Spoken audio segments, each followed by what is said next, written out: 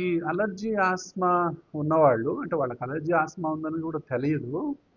ఇంట్లో ఒక చిన్న చిన్న పనులు చేసినా అలసిపోతారు. వంట పని చేసినా అలసిపోతారు. పూజ చేద్దామన్నా అలసిపోతారు. ఎవరన్నా ఇద్దరు ముగ్గురు గెస్టులు వచ్చారంటే అమ్మ నా పని అయిపోయింది, నేను చేయలేను, నేను పెట్టలేను అంటారు. అంటే ఎవరు వచ్చినా వాళ్ళకి భయం అవుతుంది. ముందర గెస్టులు వస్తారంటే భయం అవుతుంది.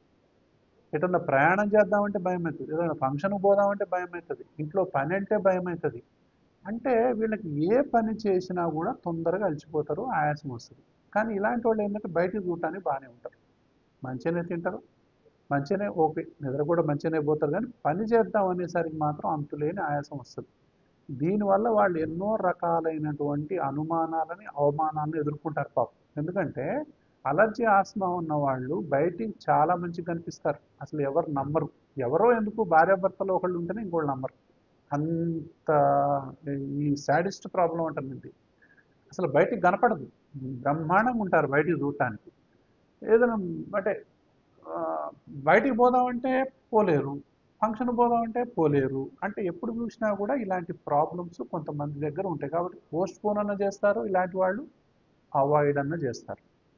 either postponement or avoiding the situation అలాంటివి చేస్తూ ఉంటారు. తర్వాత ఈ యొక్క ప్రాబ్లం అంత బాధపడాల్సిన అవసరం లేదు. అంటే వాళ్ళల్లో కూడా ఈ విధంగా, అది మహిళలు కానివ్వండి, పురుషులు కానివ్వండి, ఎవరు కానీ, ఏ వయసు వాళ్ళని కానీ, అంటే వాళ్ళల్లో ఈ విధంగా ఉన్నాయని అర్థం. సో ఇట్లా చేసేటటువంటి అవకాశం ఇప్పుడు ఉంది. కాబట్టి ఎవరు కూడా, ముఖ్యంగా మహిళల్లో, ముఖ్యంగా ప్యూబర్టీ టైంలో ప్రాబ్లం వస్తుంది. నెలవారీ రా రాగానే కొంతమందికి ఆయాసం ఎక్కువైతుంటుంది. ఒక 2-3 రోజుల ముందు నుంచి ఆయాసం ఉంటుంది, కోపం ఉంటుంది, చికాకు ఉంటుంది, దాంతోపాటు ఇది ఉంటుంది మళ్ళీ. సో ఇదొక పెద్ద ప్రాబ్లం వాళ్ళకి.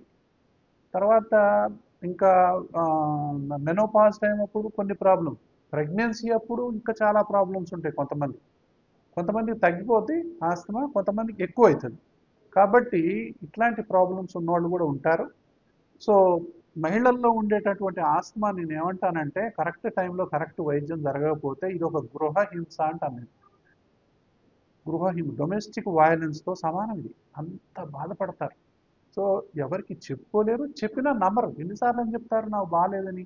చెప్పి చెప్పి చెప్పి వాళ్ళకి విరక్తి పడుతుంది. చెప్పటానికి సిగ్గవుతుంది వాళ్ళకి. ఎన్నిసార్లు అని చెప్పుకోను నేను, వాళ్ళు మాత్రం ఎన్నిసార్లు అని వింటారు. కొంతమందికి చెప్పి చెప్పి అవతల వాళ్ళు విని విని వీళ్ళకు చెప్పటం అలవాటు అయిపోద్ది, వాళ్ళకు వినటం అలవాటు అయిపోద్ది. బాధ మాత్రం ఎక్కడేసింది అక్కడనే ఉంటుంది. కాబట్టి ఇంటర్వ్యూ చూసిన తర్వాత చాలామందికి చూడండి, ఇగో డాక్టర్ గారు చెప్తున్నారు చూడండి మీరు, నా బాధ మీకు ఇప్పటికైనా అర్థమవుతుందా? నేను బయటికి మంచిగా కనిపిస్తాను, కానీ నా లోపల ఉన్న బాధ చూడండి డాక్టర్ గారు చెప్తున్నారు. వీళ్ళకు అగరబత్తీలు పడవు పాపం, ఏ వాసన వచ్చినా పడదు, పర్ఫ్యూమ్స్ పడవు. అగరబత్తీలు వద్దంటే ఇంట్లో కోపడతారు, అగరబత్తీలు వద్దంటే పెద్ద యుద్ధాలు జరుగుతాయి ఇంట్లో. మళ్ళీ పర్ఫ్యూమ్ వాడొద్దంటే కూడా యుద్ధాలే జరుగుతాయి. తర్వాత ఇట్లా కుక్క పిల్లలు వద్దండి, ఈ పిల్లి పిల్లలు వద్దు, నాకు అది పడట్లేదంటే కూడా అక్కడ పిల్లలతో గొడవలు జరుగుతాయి. అంటే వీళ్ళు అంటే జబ్బుతోని ఒక బాధ, వైద్యం జరక్క ఒక బాధ, ఏం చెప్పుకోవాలనో తెలియక ఒక బాధ, చెప్పినా అర్థం కాదు కాబట్టి చెప్పకుండా ఉండటం, చెప్పకుండా ఉండి మళ్ళీ ఈ బాధను భరించలేకపోవడం. అంటే ఇదొక సైకలాజికల్గా టార్చర్ పెట్టేటటువంటి జబ్బుల్లో మాత్రం అలర్జీ ఆస్తమా ఉంటుంది గ్యారెంటీగా.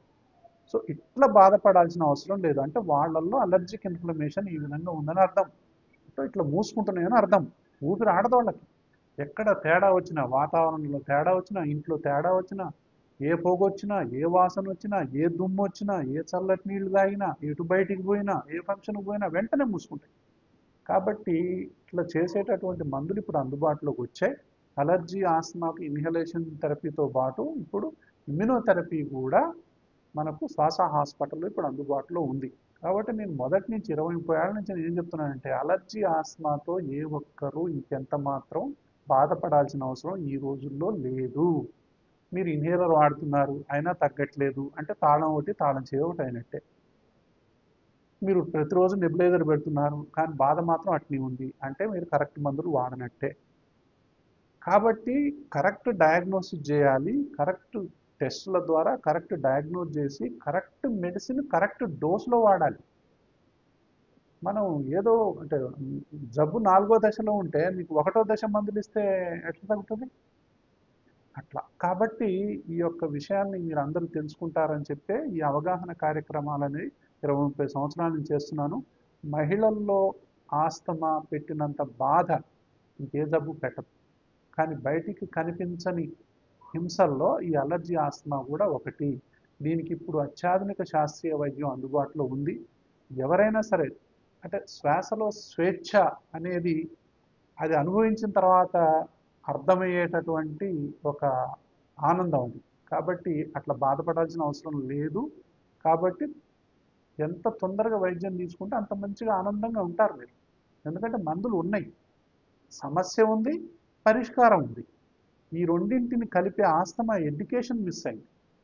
కాబట్టి సమస్యకు తగ్గ పరిష్కారం ఇప్పుడు ఉంది అలర్జీ ఆస్మాలో. అది ఏదైనా సరే, ఎంత పెద్దదైనా సరే, ఎంత మొండిదైనా సరే, ఎంతో కొంత వైద్యం మాత్రం అందుబాటులో ఉంది. Thank you so much.